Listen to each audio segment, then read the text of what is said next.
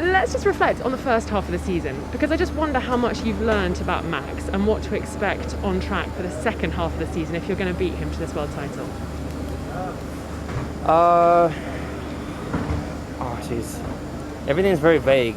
I don't really remember everything from the first half of the season. It was difficult, very, very difficult for all of us.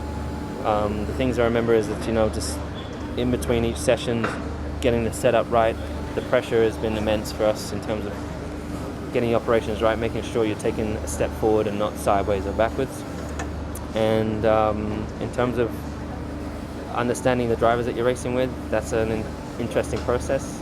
I won't really say too much more about it, but I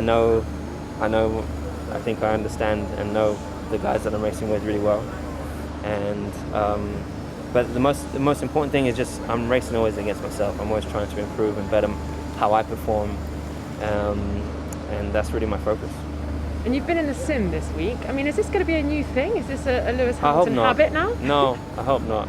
I won't be in it next week. So.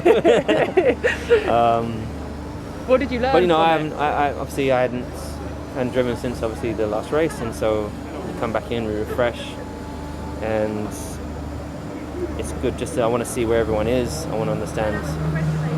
You got to stay on top of the engineers because the numbers can lead them in one direction, and it might be something different on the race weekend. So, yeah.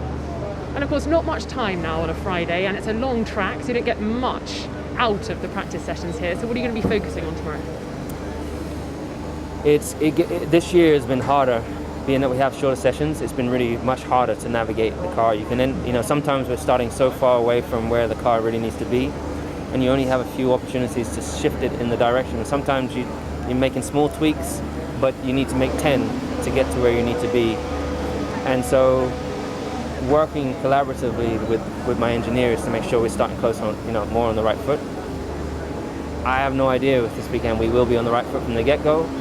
But it's about really making sure you get through your whole program through the Friday. You're very diligent in how you set up that program, so I'm constantly challenging the guys on how many laps they want to give me here as opposed to later on in the session, how many runs you get, what setup changes we'll do. You have to preempt those things and have them already ready in the pipeline.